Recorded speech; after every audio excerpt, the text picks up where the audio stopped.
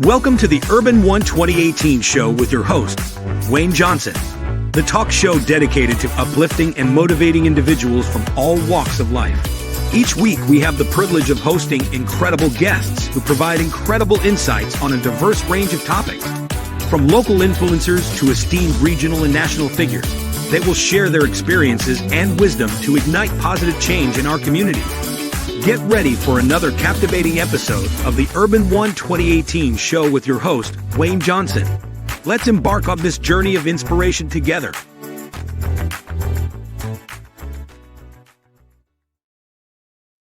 Hello, welcome everyone to another great episode of Real Talk with the Bishops. But today we're changing it. We got Real Talk with Senator Greg Albritton. So we're so glad to have you here, Senator. Good to be here. State Senator of Alabama. And so I was at one of his functions, I guess maybe a couple of months ago. When he was doing the primary. Yes. Exactly. And so we were over there and we just had a great little time with him. So we're so grateful and thankful for him being with us today. Let me cut this out. Let me put my shirt. I'll cut that out. Looks kind of tacky. But anyway, we're so grateful and thankful for having him here today. And so, Senator Greg, I want to use Senator. I just use Greg because on a personal level, because I'm saying we just like old country boys from down.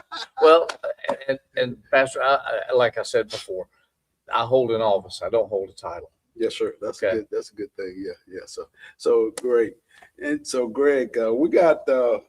I just know I kind of did some research on you, and so back in 2014, you became a state senator, and then you had 4 years in the House of Representatives from 2002 to 2006. Exactly. Yeah. So you have had a great career, and it seems like the Lord places us in different places to be an asset and to small town communities and people that are moving forward, because basically that's where you came from, a small town community, right? Oh yeah, I'm from here. Yes, I know. On Pensacola, Pensacola Avenue. I was born and raised in Amor, raised in Nokomis. Raised in Nokomis, Alabama. I had some classmates that were Valerie Fisher. Matter of fact, that's where she was from, Nokomis. But it's good to have you here today, and we're going to talk. I got 5 questions that we're going to talk about today, and I think they would shed some light on some things that we want to do, and want to know about for us. Your plans moving forward, was what you see and how you see moving forward that we could change some things that's already in place, and better and make our community grow and begin to bring us from a community of people into a company of people. And so what I mean by a company of people, we come together on a broader basis. And I think that's some of the things that you're already doing, from what I've seen you done in the past. We're trying to. Sometimes that's not easy. We unfortunately, human nature seems to be negative and tribal and come on now. So we've got to overcome that, and we've got to be upbeat, and we've got to recognize our similarities rather than our differences. We got to get over the differences and enhance our similarities. Well, that's a great point, because sometimes I talk about that as well, and I use this phrase. My friend from Nairobi, Kenya, a pastor, came over, and I was taking him to the airport, and he started talking, and he was telling me about relationships and all of that. But I got this phrase, KT, kitchen table. Oh, yes. And so when we go back to the kitchen table, basically what you're saying, so everything was built from the kitchen table, so correction came, love came, meals were there, and families sit down and spend a lot of time together right there. And so we talked about our day, what went wrong, what went right. So when we get back to the kitchen table, we get back to a community environment. And so therefore, when we get back to those basic things that brought us to where we are today, and now we start, being more informed about our families and our communities, and then we that's where we create that bond from. And so how to get there, like you said, is something within itself to get there. But I think when we do that, we become more productive. I think you're right. I agree. I agree with that completely. Yeah. And so being there and being a part of this great city of Atmore, let's get into our questions. Sure. And so, state priorities, the legislative focus, and so the first one is, what are the top priorities you focus on right now for the people of Alabama? And why are these issues so important at this moment? Well, I think they'll be self-evident as I discuss them. My job in the Senate has been for the last 8 years been chairman of the general fund. That's everything except education. Right. That budget has been the redheaded stepchild of the state because we provide services that are needful, but no one wants to support. Does that make sense? Yeah. Why is that? What do you think? Human nature, I guess, and lack of faith in government in accomplishing the goals that it needs. I think those are the two primary aspects. Okay, let's pause right here. I did bring this over because I think we're a little too. That's a great thing about editing, man. You can just go back and do a lot of stuff with editing. and so,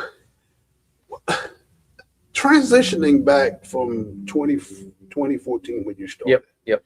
And then to 2026.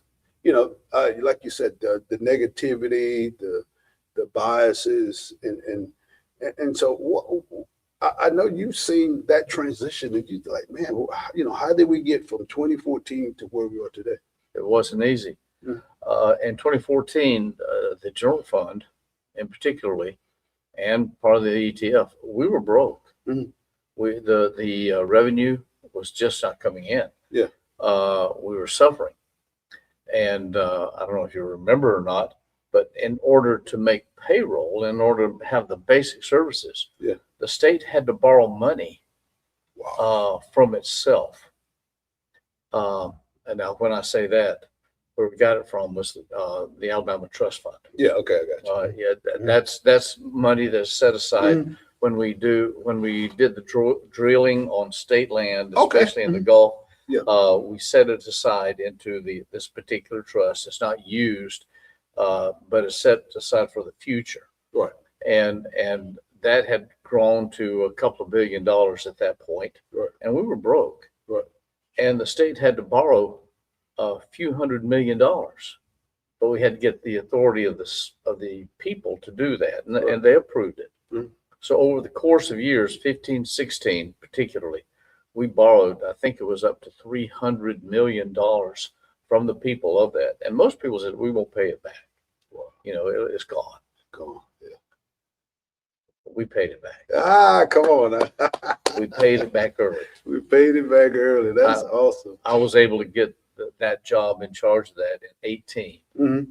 And we finished paying that off.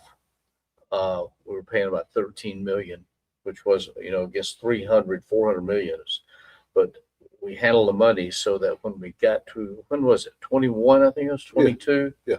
We took and we paid that completely in full. Let me ask you a question since you said that. What mindset or what tools did you use to change that so we created when we went from the black into the red, or the red from the black? We did several things. We did several changes back in 11 and 12 and in 13 to change the procedures of how we dealt with the monies. Mm-hmm. We said that we decided and put into law that we were going to do certain things. We're not going to spend more than we got. Wow. We're going to spend. Now, so we can't do that anyway. Right. But we put legislatively that we're going to make our estimates based on what the prior year was, not what we think is going to happen. Okay, I got you. So we backed that down. Mm-hmm. And that was part of the reason why in 15 and 16, we were short, because we restricted what we could spend. Wow. Okay. Mm-hmm. That bore fruit quicker than we thought. Wow. Awesome. And several other things we did like that, so that we could control the spending. Because if I might be so bold, prior to that, when I was in the House, and the numbers were just made up. It was anything that the legislature decided they could put in. Wow. And they put that in the budget. Now, whether the money came in or not, that's what led to proration. Yeah, I got you. Well, that's changed now. We haven't had proration since 2011. Wow. And now we were able to pay that money off that we borrowed from the people, so that now the ATM, ATF, the Alabama Trust Fund, Yeah. when it was $2 billion, it's now over $4 billion now, completely Wow. paid off in whole. Yeah. So all of that money is invested in, and that money in the state is invested in some fund, mutual fund, or It is. It's handled by RSA and the Treasury. Okay. That puts it into, and those are restricted too, on what it can be invested in. Right. And this is doing pretty well right now. Wow, I see. Wow. Let's go to our second question. Sure. Economic development in rural communities. Many rural communities, including areas like Atmore, are facing unique challenges. What steps is the legislator taking to support economic growth, job creation in small towns like Atmore? We are doing legislative things, Mhm. but living in Atmore, the biggest difficulty we have Yeah. is those parts that are growing Mhm. are the most demanding. And those parts that aren't growing, Yeah. declining, or stable, Stable. Yeah. it's hard for us to get a part of those resources Why is that, you think? because the needs are so great, number one. Mhm. Let's use people, for example, rather than money. Mhm. When businesses come in, they need to have a core of individuals that can and will work. Yeah. Mhm. Okay, they have to have a core people bringing in. An example of that is the aluminum plant that's coming up outside Bay Minette. Yeah. That's going to bring in 1,000 jobs, which translates into about 4,000 people. Wow. Now that's going to be huge. Yeah. It's Mhm. not with the plant's almost complete. Yeah. We're getting ready to start rolling product, but Yeah. we don't have those people. So they're having to go into Mobile to pull them out and Lower Baldwin County to pull them out because Okay. we don't have the population base. The population, or the skill set, or the knowledge for those people to come in and take those good jobs. Precisely. Now, part of what we did is we set up a whole different school. Have you heard of Baldwin Prep? No, I hadn't. It's a school in Robertsdale Mhm. that we built over the last few years, and it is nothing more than preparing kids Mhm. for these jobs. Baldwin Prep. Okay. Mhm. What are the qualifications, or how can people in Atmore get access to that school? And they can. It is a regional school. Uh-huh. Okay. But again, because of population, most of those slots are taken up mostly in Baldwin County. That's growing. Because And why? coming Okay. up and I got you. yeah, okay. Mhm. So it's a regional school. Atmore and others can. So we have to tie into that Yes. through coastal Alabama, Okay. doing similar type things. Mhm. All right. We've tied into that also with even Reed State and Okay. Evergreen Mhm. to try to tie into that and doing the same type things, not to the same extent, Yeah. but to the same goal. Yeah. Okay. Yeah. To bring more in because we got a smaller population, smaller income base, and smaller Exactly. investment Exactly. from businesses. Education and training is one. One. The second is being able to have the resources. And the third, and by that I mean money. Yeah. Okay. Resources. And then the third is having a vision Wow.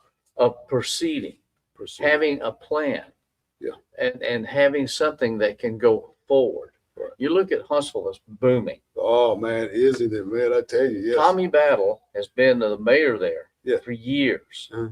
He had a vision. He planned it. He's moving forward, With it. and he's been there for a while. Yeah. That continuity leads you Right. into that growth. Growth. Yeah. We're not there. We're not there. But like you're saying, taking a system or a platform that's already in place and then duplicating it and bring it. But I think, then AI is here. So I think the game has really changed a little bit to our betterment, so to speak. Because that's what I see. Because why? It gives us tools and give us information access more than what we had before.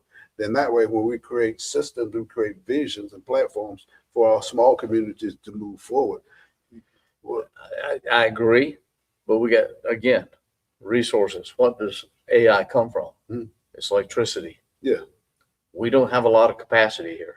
Yeah, because especially we're gonna talk about the broadband.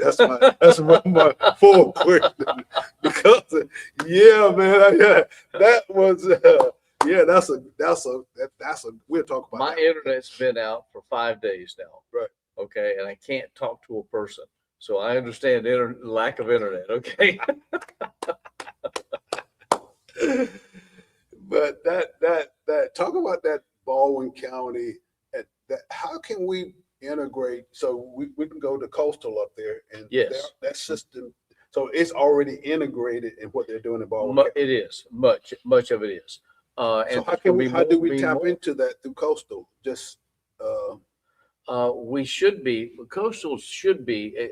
In fact, when they were first set up, they were more community standard. right, yeah. But coastal now is the largest school, community college in the state. Right, yeah. Not just geographically, but numbers wise, students wise, Wow. teacher wise, but we're spread all over. Yes. From Bruton to Choctaw County. Yeah, To Mississippi, and all that. Yeah. all the way down to the coast, and we're spread all over.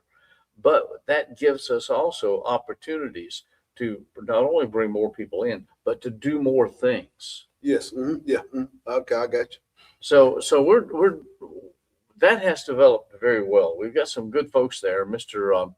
Milner is head of coastal now, and he is a visionary that came to us out of Saraland. Yeah. Okay. School system, and he is doing great work in that way. Yeah, because I was reaching out to him because in media, and so recording, and so I was trying to get some help to come in to be able, because there's a learning curve on both sides. I needed Correct. some help. Then some of the camera equipment and some of the technology that I'm using, it could be a benefit to some of our young kids that's maybe want to go into media and create a business opportunity there. Correct. Creating apps and stuff like that, and creating podcasts, YouTube channels, and that's become very, very popular today. And then it creates another stream of income, for our youth as well, and then for our young adults, by having niches, having things that we grew up with that we're good at, but creating a system and a platform so we can get from our warm market to our cold market to create another stream of income, through the internet, like you said. And so, wow, but BayManet is coming in with 1,000 jobs, 4,000 people, but creating that base to have people educated enough to go in, because most of the stuff is going to be AI driven, Yep. Yeah, I talked to a few people that they said, well, most of the stuff in the warehouse, they're going to be kind of up above it, working and doing, because of all the equipment that's going to be on the bottom. But technology is a great part of what we need to change. And then True, but then let's take a look at what internet and AI is built around. Again, that's electricity. Yeah. We need more power. Mhm. The controversies about the solar power and the solar farms, I think that's coming into play. Yeah. The data centers, that's come under controversy. Yep. Without the data centers and without the power, we can't have AI. I was listening to a clip on that on the news, and they was talking about that data center, and I was like, man, but that's still a great investment for us. Like somebody wanted to invest in the stock market, those companies that are coming up that will create, because why? Supply and demand. So wherever there's the supply is lacking, that's where the demand comes, and that's where most of the financial opportunities are going to be open up for our small town communities. And like you said, Huntsville, well, they foresaw things coming down the pipe like that. So we can foresee sometimes through small businesses and see that need and where can we fit in into this larger picture to create another stream of income or job opportunity here in Edmond. You're correct, but then again, the company that's the aluminum plant, Yeah. they were looking at Huntsville to come in there. They almost went there. You know why they didn't? What? Because they are capped out. They have Oh. no more capacity for electricity. It's used up, and they have nothing in planning to put them in. Wow. Came here because we have more capacity. Wow. But that's a great point that you bring up. You look at business. Sometimes we just look at it with blinders on, and so we just looking at start. But like you said, the thing that drives the market, the thing that Electricity, people, and money. Wow. Planning to put it together. That's where we are. Wow. But just having you here and hearing you talk about those things, well, it creates a whole different mindset for people that hadn't really thought about that thing as the driving force of mechanism that causes for the company Baymanet to come to Baymanet and when they wanted to go to Huntsville. Exactly. Wow. Now, in that more part of in rural areas, one of the biggest things we have to hold what we got. Yeah. We've got to hold our young people here. Wow. We've got to hold people. We've got to hold our jobs here. We've got to hold our retail here. Somehow we've got to find a way to do that. Yeah. And frankly, if I might be so bold, Yeah, on go this, well, that's great stuff here. too many times we turn and look to the past. We want to set up old Apple. We want to, and we've done great jobs here with the Strand and different things. We've done great things, but it's not the past people want to live in. They want to live in the future. Wow, so true. And we've got to plan what that's going to mean, how that's going to deal with it. Why can't we bring more families here? Wow. And that's what we've got to plan. Well, let me ask you this question since you said that, talk about planning. What are the steps to move toward that mindset, to transition and to grow? And sometimes I think we can take some patterns maybe from Huntsville on when they were smaller and what steps they took to grow to where they are and implement some of those things, doing some research and some goal setting and planning. I see you laughing. Come on. And I see you looking down. I'm not sure you want me to say what I'm going to say.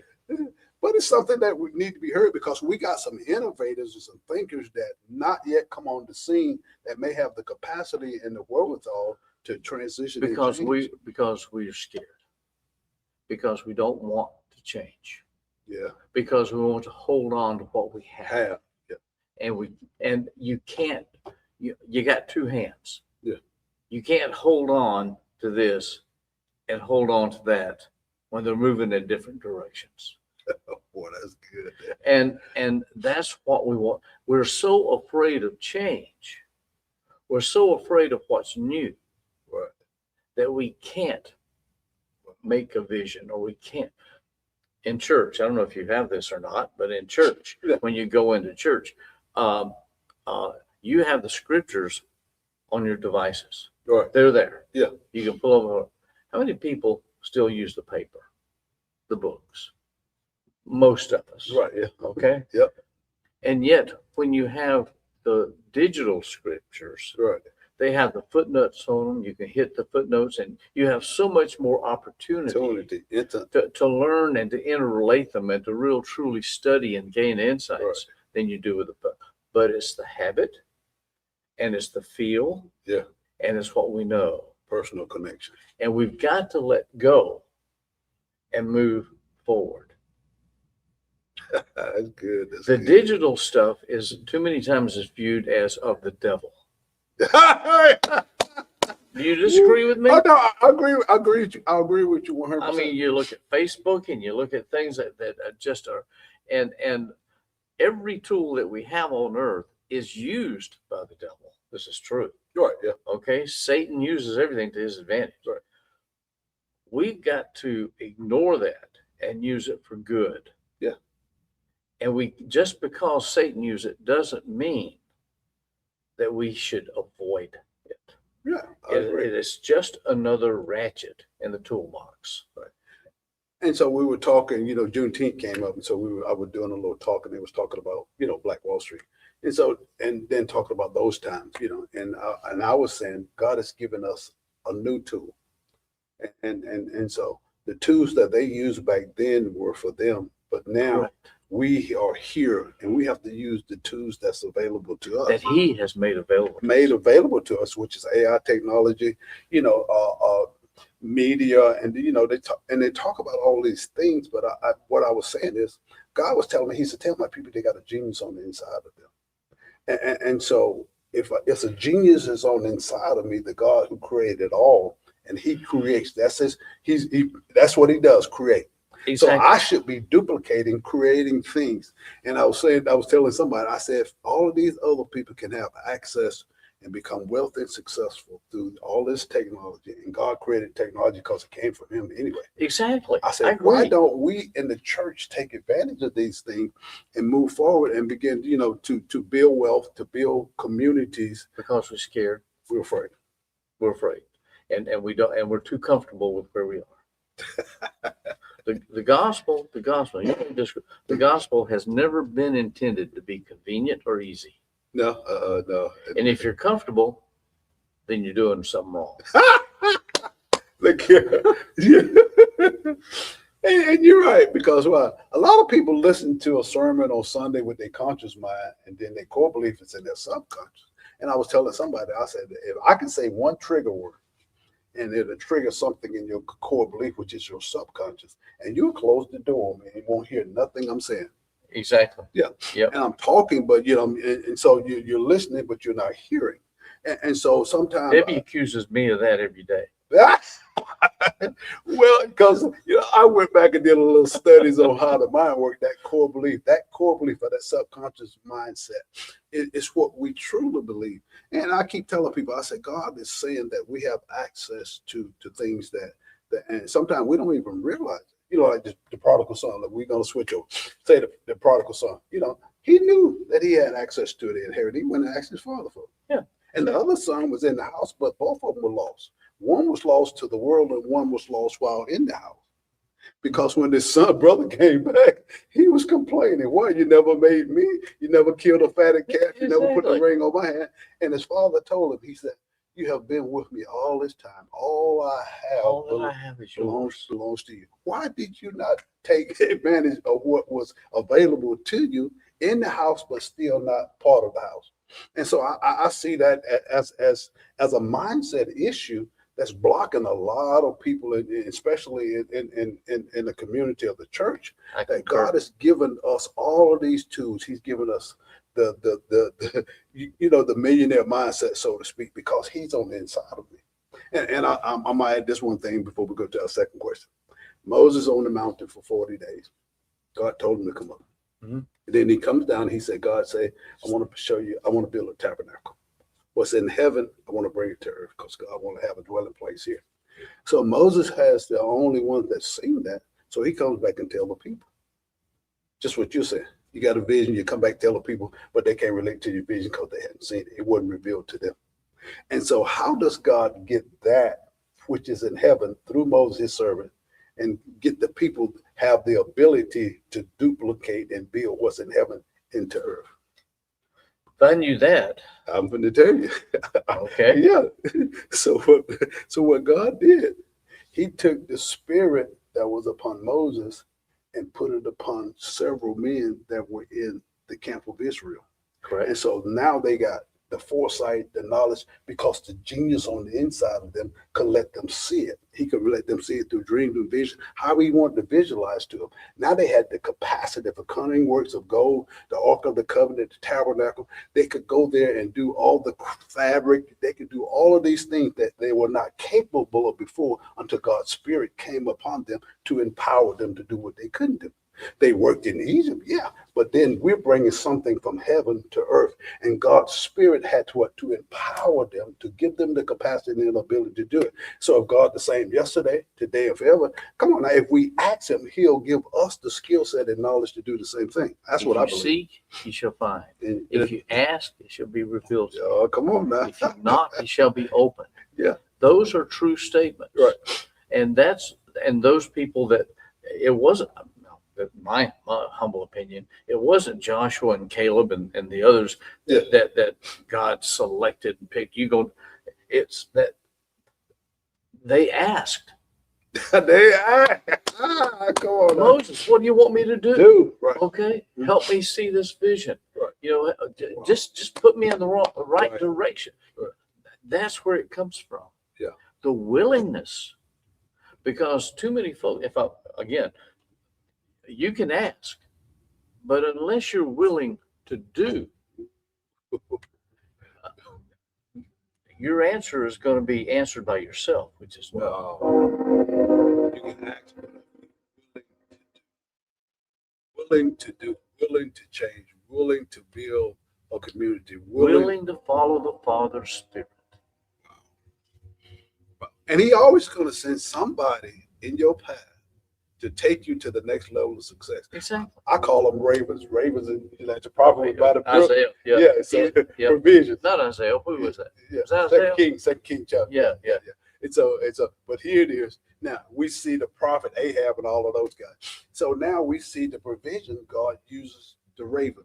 He always chooses the methods and the location. Exactly. He always chooses those two things. And I was telling somebody the other day, I said, sometimes God will send us a blessing and a burlap sack. So it's a blessing here having you on set today. And I was going through my thing, and I felt a drawing in a leader, and I was feeling like the Lord was telling me, he said, call him and see what can we do. Because when we talk, it seem like we kind of bonded when we was over there at your meeting. Yeah.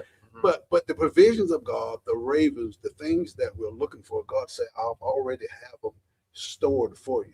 But when you begin to seek me, I'll begin to put you in places, talking about what was going on in Baldwin County. And then we're talking about the college up here. Now we are seeing things that we have access to that we didn't know we had access to. Correct. And so we got some talented people here, some young people, I believe, that we can just begin to transition and change and build something here off of what, happened in Huntsville, what's happening in Baldwin County, what's happening in the surrounding counties. And then through your leadership and the things that you've already accomplished, man, I tell you, we can just know that. I see, because bringing you here today made it more personal. Because why? Because now Bishop Wayne got Greg on his talk show today. And so what you were saying is so very, very, very powerful. Awesome, man.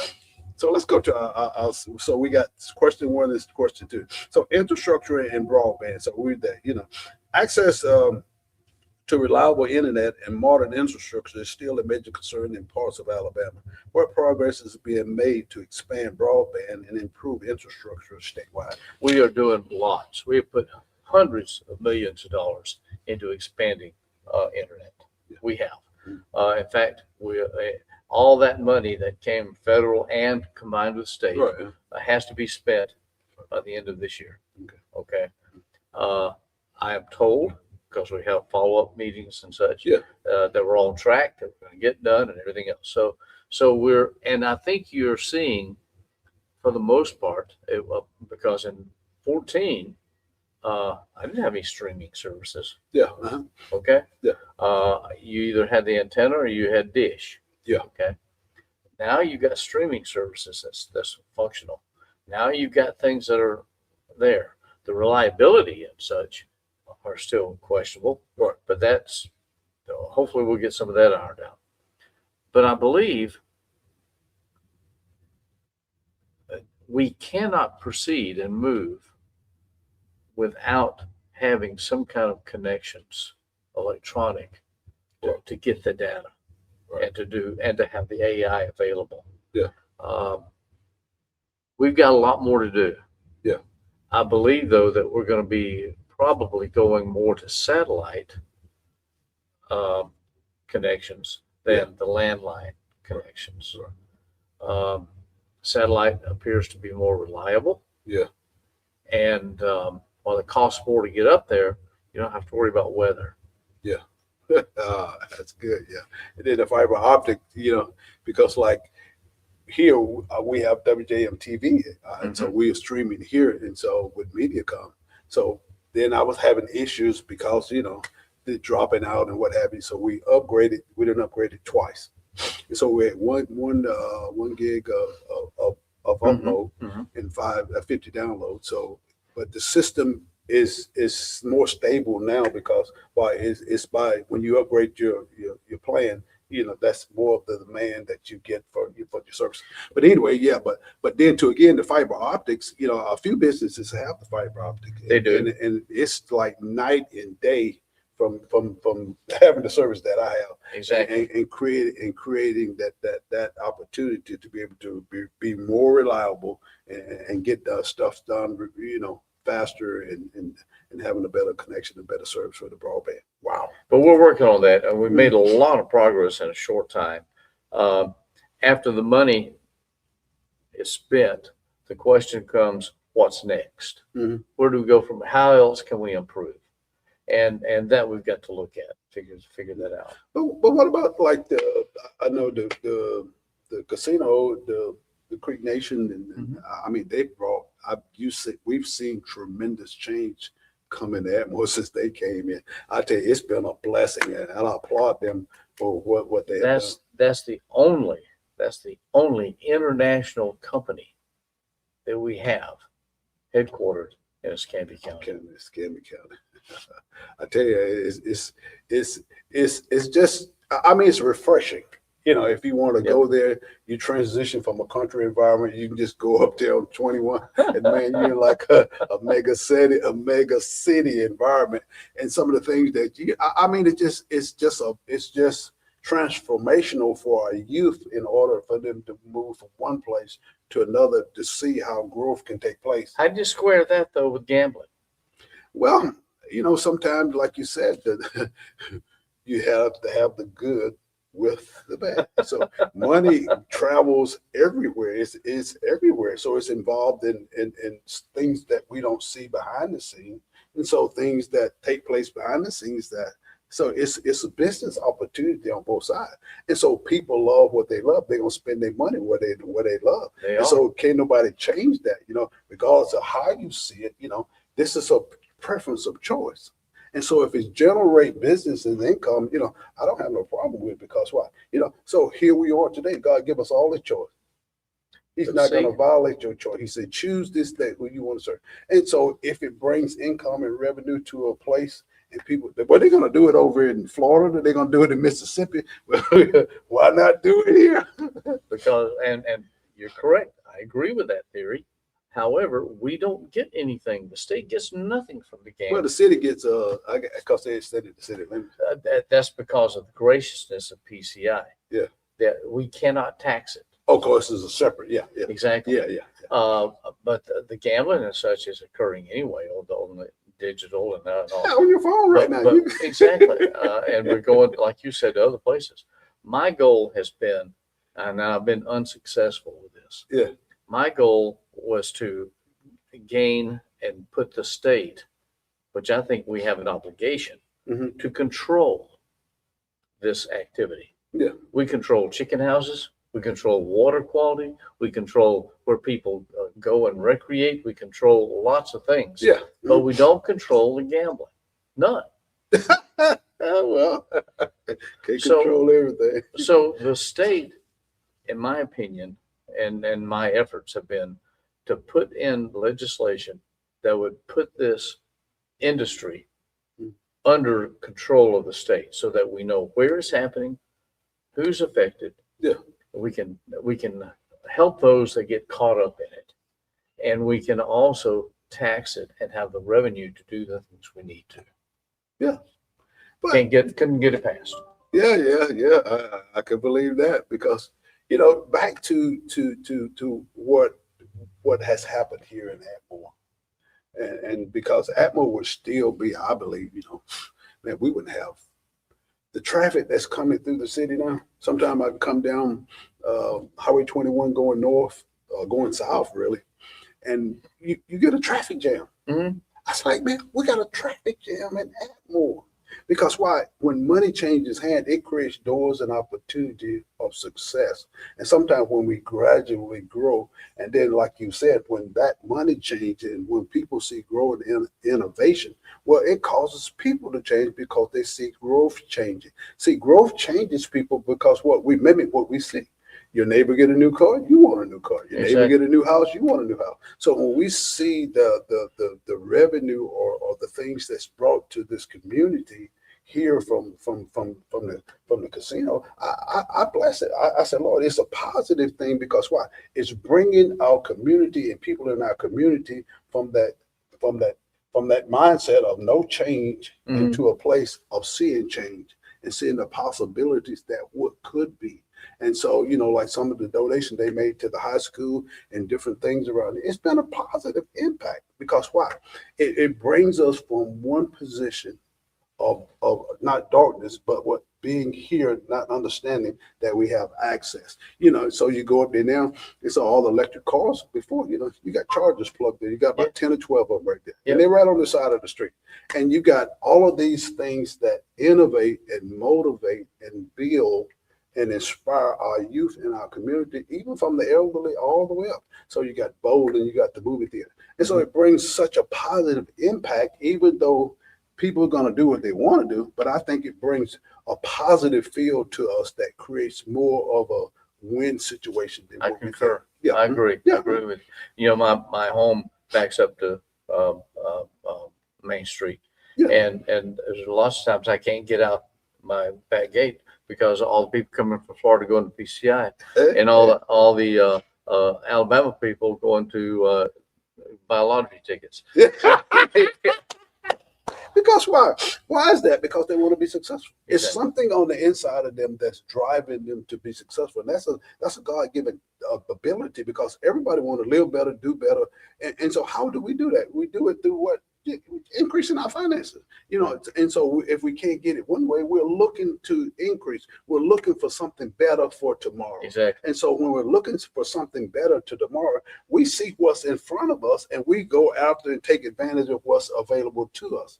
And so here we are. So that's the driving mechanism. So if we create better platforms and things that drive, and we create champions from those things, because there've been some champions created from winning the lotto, come on now, and going up. And so it's a proven system.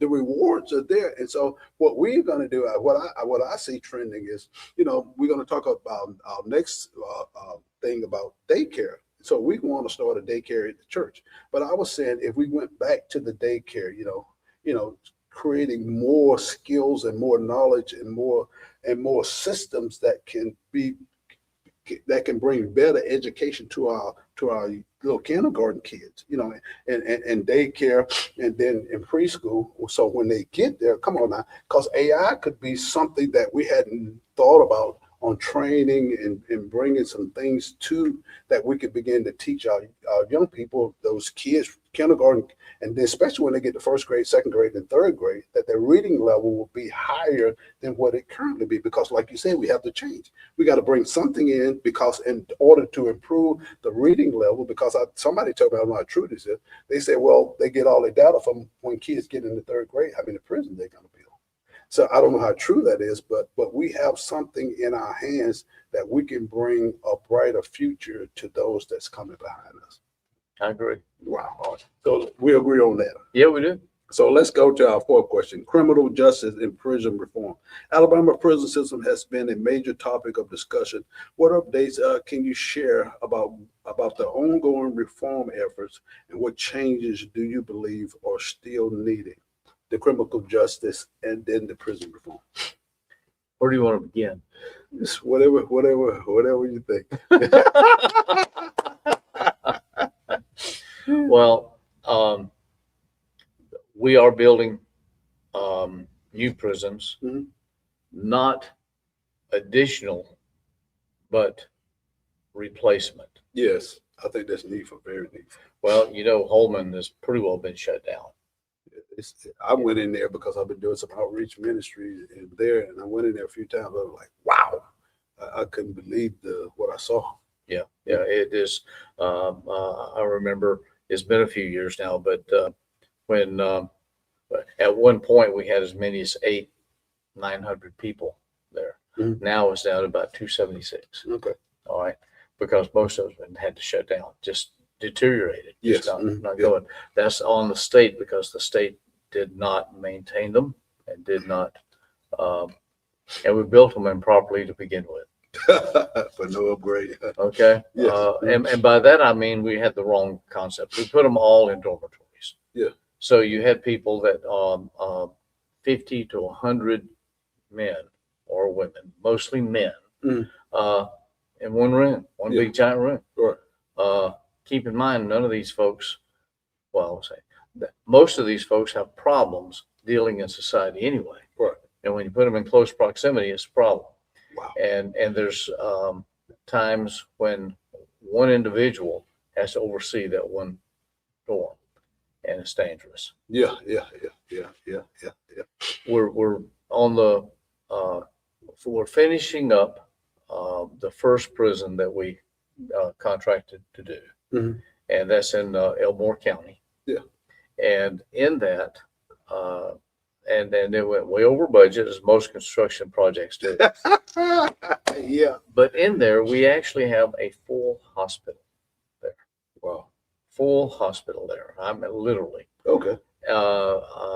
We also have a full college campus there. Wow. That's awesome. Okay. Yeah. 50,000 square feet of space in just the training aspect there. Wow. Then we have a separate building that is mental health treatment. Okay. All right. Mhm. So on that, and this will be a 4,000 inmate facility, Okay. a city, if you will. Right. And it'll have all these services right there on campus On campus. to prepare them for eventual release, Re-entry. Yeah. so that they can have the mental health treatments, they'll have the physical treatments, and they will have, how can I say this, their time in. Okay. All right. Time served. And- Yeah. So that they can then be prepared to move out. Right. Now, this is the new one. Those facilities, those training and such, will serve most of the state. We're going to build a second one of those here in Escambia, Mm-hmm. but it's not going to have all of those facilities. Just So those facilities will have to be sent and dealt with there There. for the Okay. most aspect. But that's going to cause some growth here, because we're going to, right now we have Fountain with about 600-700 people in it. Mm-hmm. I think that's right. It's been a while since I looked at the numbers, and about 2.5 in Pullman. Yeah. Both of those are going to be replaced by the larger facility. Okay. So that's going to be a doubling at least Right. in size. Sorry. That's going to be a tremendous boost. And it's going to be a boost to the city for services and things such as that. Wow. And training. That's boosting. No one wants to serve and be a corrections officer. It's dangerous. Yeah. Yeah. And part of that is training and other matters. Yes. But what we've done under this tutelage and such is we've gone to Reed State, Uh-huh. and now they have a special training. They can take people in and they train them physically, mentally, Right. emotionally, Mhm. educationally. They get them up to par for expectations of how to deal with this. Before they get it just thrown into that environment. Exactly. And then the culture shock and things that they say, be like, forget this, I'm getting out of here. Exactly. Yeah. Yeah. So for the long term. So we have a means of preparation now. That's at Reed State, and Yeah. we're branching out to other places to do that, so that we can develop people to come in. Yeah. Okay. We're doing pretty good Pretty with good. that. Let me ask you a question. You talked about the space of all those prisoners being in one. Is it going to be any different than the new prison for us? Yes, Yeah. For it's, we're going back to the 2-man cells. oh, okay. All right, 2-man concrete cells. Oh, okay. I got you. Okay. All right, all in different pods and such. Yeah, okay. There will be some dormitory space, but those will be very restricted. Okay. All right, no more having dangerous people in In the amongst dangerous. the population. Yeah. Exactly. Right. Yeah. Exactly, between gangs and other things. Oh, it'll bring all of that down. But 2-man cells. So, Exactly. yeah. The other is like with Fountain now. Anybody, and it happens almost daily. People can just drive up and toss stuff over the fence. Yeah. You can't stop it. Right. Okay. Mhm. And because of guards and the dormitories, ain't nobody gonna try to pick that up other than a inmate. Yeah. Yeah. All right. Right. So we've got those troubles, and we also have the issues with most of the contraband, I believe, comes in through the guards. Mhm. So we're gonna have some corrections on in those matters. Wow. So we're gonna have a lot more Yeah. control A over lot those more matters. control. And then I think also I just know AI is going to implement it in some of that. It will be. Yeah. Yeah. It will And be. so, yeah. Yeah. Because As far as controls and, yeah, and monitoring. Exactly. Yeah. And then, then also, I don't know, some of the drone activity for us monitoring or whatever. And Exactly. yeah, that you can take those and remotely, do that and still be watching and then still have a lot of things that's available to even though they incarcerated, made a mistake, but yet still they still, like you say, got the hospital, they got the college, they can be educated and come back and then readmitted into society. And after that, we have pardons and paroles. It takes them after. Okay. And also directly out of court. And we have set up a system there. We set up a facility now where training occurs with them. Okay. More training and such. We have come a long way. And trying to put more people to get them corrected and back into society. Yeah. Correct. As in a positive manner, instead of being a liability to be an asset. Yeah. Talk a little bit more about the training. How is that training going to work? How is the training going to be implemented to those that are incarcerated? What systems are they using? Tablets or to implement that? Not tablets. It's on site. It's on site. It's on site. Yeah. On site. Okay. And of course, the focus there is mostly on trades because that's where the demands are. Wow. That's where the money is. It is. Yeah. Plumbing, electrician, AC, HVAC, auto mechanics, Yeah. diesel mechanics, Yeah. All of those things. So we're returning back to that plan where we left, I guess, a few years ago. Yeah. Exactly. Yeah, Exactly. That's why. If you got a trade, you can always feed your family. Precisely. You can always bricklaying, all building, construction. We have all welding, of course. Yeah. All of that is there. Right. And there's a lot of employers that's coming to them. Yeah. Because some of these facilities are being cited where the employers can better reach them and hire them on while they're still serving time. Yeah. Okay. To make that commitment. So once they get out, they already have a bridge. They don't have to cross that bridge. They already have income. They already have a place. So there's more stable when they come back into the environment, living in the free world, so they call. Exactly. So they use that term. Yeah. And that creates a lot of decisions that won't have to be made from a negative side because they already have they already have a job, already have income, already have a place to live. So wow, that's great. Mm-hmm. Yeah, bringing that back in. Let's go to our question. This has been great. Education and the workforce development. How is the state working to strengthen education and the workforce training so that young people and adults are better prepared for today's job market? Whew. Well, today's job market is different than it was even 5 years ago. And I think in 5 years, it's going to be even more different. Oh, yeah. More different. Yeah. So we, it's a game we're trying to catch up to.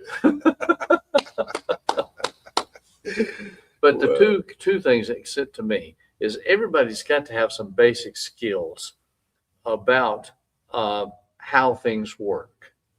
Because if you don't know how it works, you're never going to be able to fix it. That's all. That's good. Okay. Point. Good point. The other is you got to know within yourself that you're going to have to work. That's a reality to this generation. Well, I wish it was, but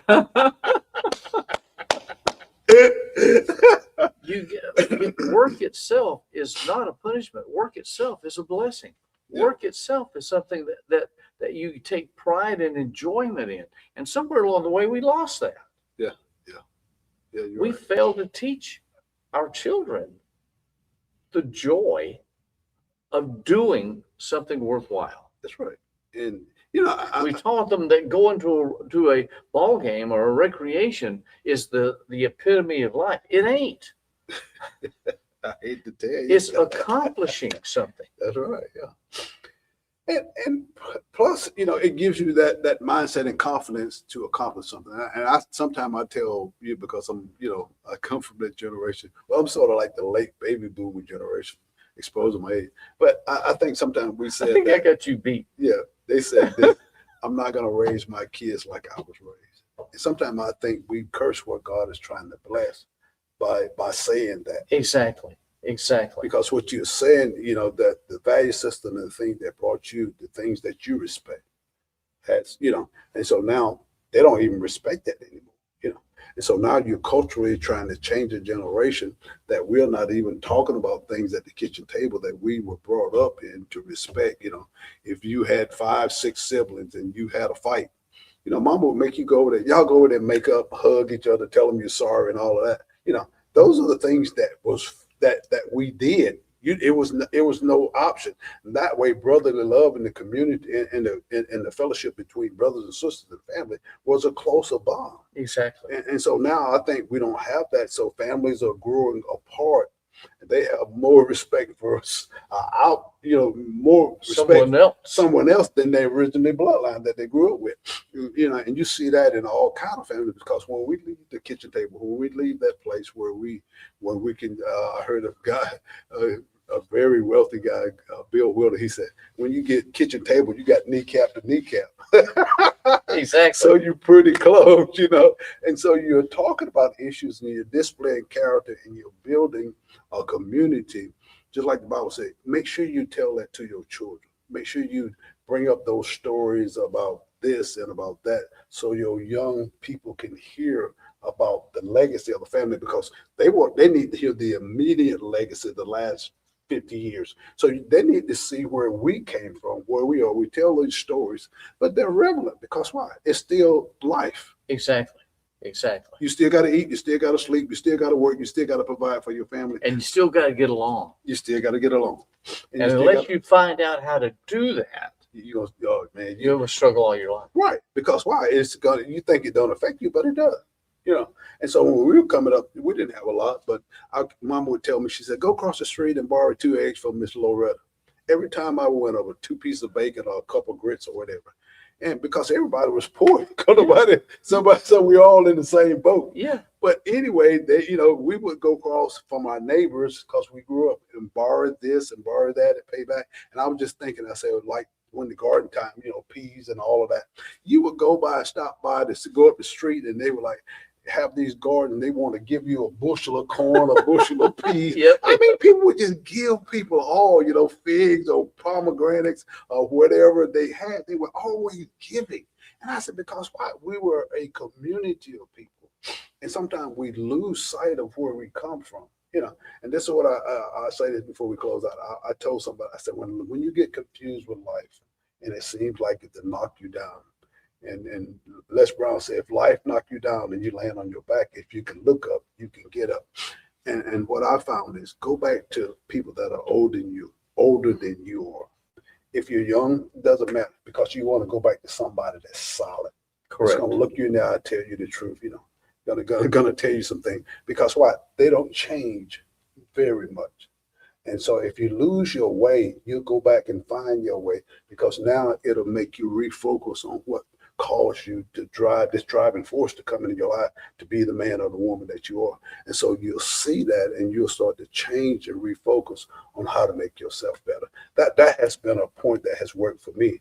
And so when I get confused, sometimes I say, hey, let me go back and talk to Miss Von Seal Starwood, that's 97, mind as sharp as a razor blade, and sit down for a moment and just listen to her and talk to her and visit her. And it does something to you, because why? It's through association, and then it's through the pat on the back. Exactly. It's through a hug. It's through that touching, and through those that nurturing that we need. Sometimes we need nurturing, and we don't think we do. Come on now, because why? We are always looking for a place of acceptance, a place of belonging. And sometimes when you go there, that it's no fluff to that. When she's talking to you and she hugging you, it's real. She called me my third grade teacher. And she's my third grade student, and I'm my third grade. She's my third grade teacher. But that creates it just what it creates laughter. It creates a moment that you want to duplicate in your life, because you're looking for people that's real. A bonding. Yeah, a bonding. It creates a bonding. Creates a bonding. And it's not a single incident. It's not a single act. It's not a touch. It is all of it together. Yeah. And the opening up of the mind. Wow. Yeah. Which gets back to the vision. Yeah, back to the vision, man. But it's been a great interview. I tell you, I'm not gonna even go into our bonus question. So we coming up on 1 hour. But I tell you, we had some. It's been a great interview. I tell you, it's been. Well, I've enjoyed it. Yeah. Thank you for having me. I tell you. Thank you for letting me be a part of it today. So I'm your host, Wayne Johnson. This is Real Talk with Senator Greg Albritton. And so we just thank him for his state representative here in Atmore. He was in the he's been in what since 2014, correct? Yep. Yeah. So man, I tell you, we give him the Bill Winston salute, and we thank him for dropping by and taking a little time to express himself and his values and talk to this community, this Atmore community, because I know we had some issues here, some things that made Atmore look like a place that it wasn't, because we still got good people here. Right. I grew up here, you grew up here, you came from here. But what I say to you, Atmore, keep looking up, keep building families, keep going back to the kitchen table, keep going back in those old things, power preserves and all that stuff. Do that sometime and give some of these young people some of that stuff. And one thing you said, I'm going to reiterate, what we need to do and what Atmore needs is in us already. Yeah. If we seek the Spirit as to what we individually can do, we'll be told. Yeah. Mm-hmm. Yeah. And then it's up to us. That's right. It's up to us to. But we can do it. We have the talent. We have the talent and the gifting, because we still have these things that God has deposited into all of us. And when we look for the best, because look for your family. You want the best for your family. You want the best for my family, my grandkids, and everybody. And so when I look for the best for myself, I ought to be able to look for the best in my neighbors, wherever I meet them at. Come on. Exactly. And so it creates a doorway of success and not failure, because why? If God has blessed me, and he has, I tell you, I thank God if I wouldn't be here where I am. So I want to take what he's given me, I want to pass it on to somebody to make their life better. Yep. Because it from what I gathered, it done brought me here to make my life better, and I'm living in what I'm living now. So I can be a positive asset into our community. And so with closing remarks, what would you say to somebody or some young person? What would I say to a young person? What would you say to your 19 to 20-year-old self in 2026?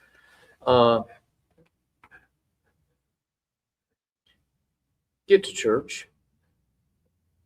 Church is the basis of being able to build your character and the relationships that you're going to have in life. Because if you don't have the character and you don't have the relationships, your life will be a waste. And that's the purpose of church. It will give you the direction. It'll give you the light. I don't see how people can survive without having God and church in their lives. If you don't have that,